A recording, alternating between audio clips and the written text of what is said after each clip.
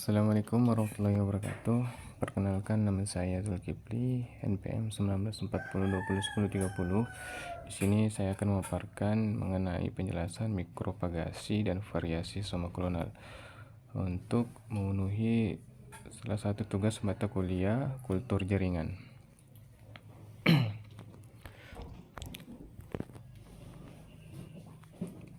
Mikropagasi.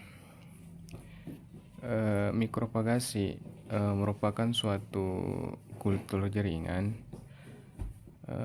dan suatu teknik untuk perbanyakan atau propagasi tumbuhan melalui secara vegetatif dengan memanipulasi jaringan somatik dengan menumbuh kembangkan bagian tanaman, baik berupa sel, jaringan atau organ dalam kondisi aseptik atau yang steril secara in vitro.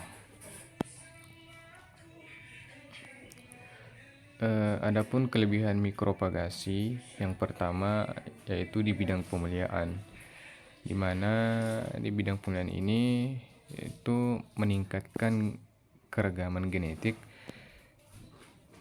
seperti halnya yaitu induksi variasi soma klonal dan induksi mutasi.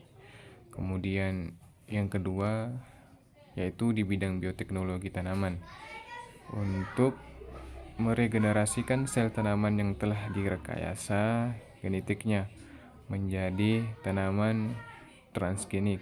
Kemudian yang ketiga yaitu di bidang pengendalian penyakit, di mana kultur jaringan ini dapat menghasilkan suatu tanaman yang bebas dari patogen melalui kultur meristem.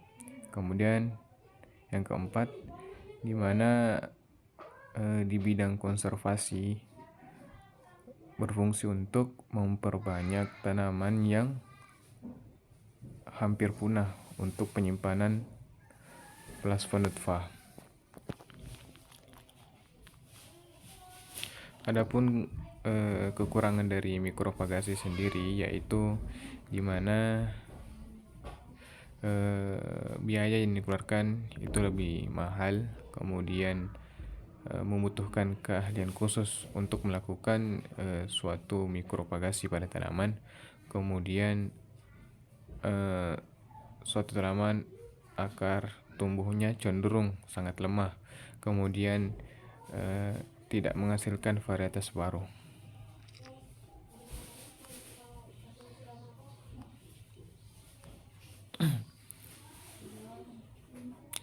Adapun tahapan mikropagasi, yang pertama yaitu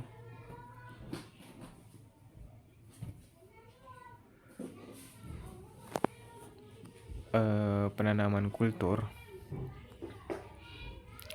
di mana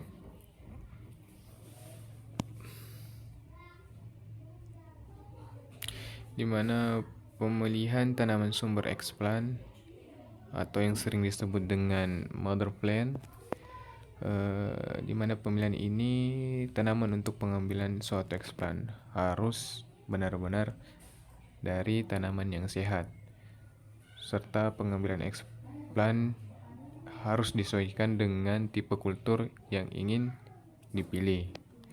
Kemudian yang kedua yaitu tahapan multiplikasi atau proliferasi propagol, di mana dia di sini untuk diperbanyak jumlahnya, dijadikan suatu multiple atau berlipat untuk sebagai suatu cadangan subkultur atau suatu cadangan tanaman dalam melakukan subkultur berulang ke media baru. Kemudian yang ketiga yaitu ada pengakaran atau rooting, di mana suatu tunas tersebut di subkultur menjadi media baru untuk diinduksi akarnya. Kemudian dari tahap 2 yang telah dihasilkan embrio somatik, maka tahap pengakaran tidak diperlukan, karena ketika embrio bersifat bipolar, dalam artian memiliki bakal tunas dan bakal akar, sehingga munculnya akar, tidak perlu distimulasi lagi. Kemudian tahapan yang keempat yaitu aklimatisasi atau hardening off, di mana tahap ini kita melakukan platelet, atau di mana suatu media atau jaringan sudah memiliki tunas yang berakar, terus dipindahkan ke rumah kaca atau rumah paranet yang dimana kondisinya itu dijaga lingkungannya yang tetap steril. Kemudian tahapan 5 yaitu dimana pemindahan tanaman ke lapang atau lapangan, dimana suatu media kultur jaringan dipindahkan ke lapangan, dilakukan dengan cara tanaman yang tumbuh dan kuat saat pasca aklimatisasi. Adapun gambar atau tahapan-tahapan dalam sebuah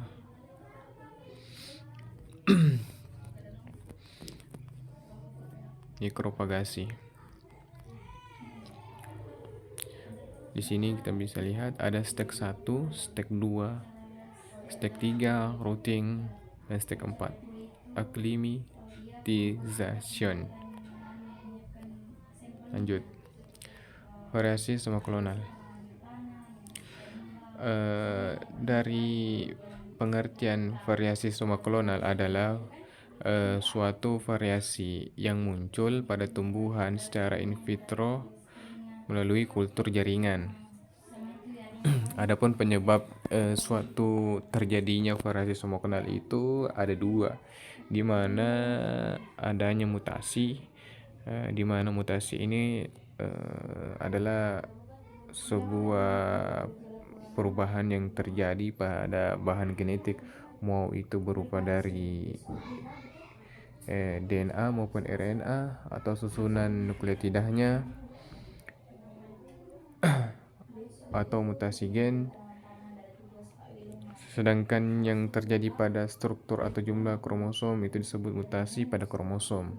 Nah, kemudian yang kedua, penyebab dari variasi somaklonal itu adanya epigenetik, di mana epigenetik ini menyebabkan perubahan yang terjadi pada ekspresi gen atau lebih dari ke fenotip, atau adanya perbedaan kondisi lingkungan.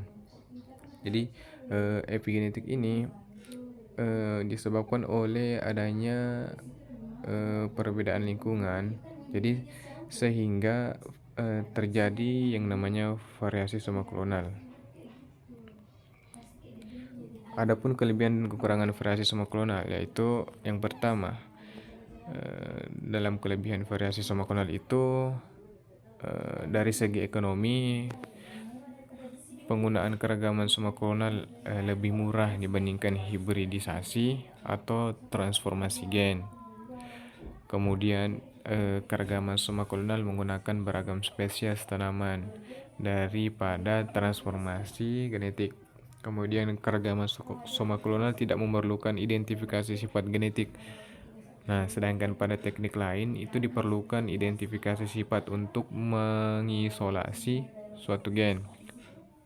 Kemudian banyaknya varian yang telah banyak dibentuk dari keragaman somaklonal. Frekuensi dan distribusi kombinasi genetik bisa diubah. Kalau kekurangannya itu dimana mengarah hasil yang tidak diinginkan. Suatu sifat tanaman hasilnya yang kita tidak inginkan dapat terjadi. Kemudian varian yang dipilih acak tidak stabil secara genetik. Kemudian ini ada suatu gambar di mana suatu tanaman bunga yang mengalami suatu variasi somaklonal. Ada gambar B yang berwarna merah, kemudian berwarna oranye kekuningan, kemudian menjadi kuning kemerahan. Di bawah yaitu ada merah muda, keorenan menjadi merah tua, kekuningan. Kemudian gambar C itu ada berwarna putih kekuningan. Nah, bisa dilihat pada gambar di PPT ini. Baiklah, mungkin itu saja yang dapat saya simpulkan dan saya jelaskan mengenai materi mikropagasi dan variasi soma klonal. Kurang dan lebihnya mohon dimaafkan. Wassalamualaikum warahmatullahi wabarakatuh.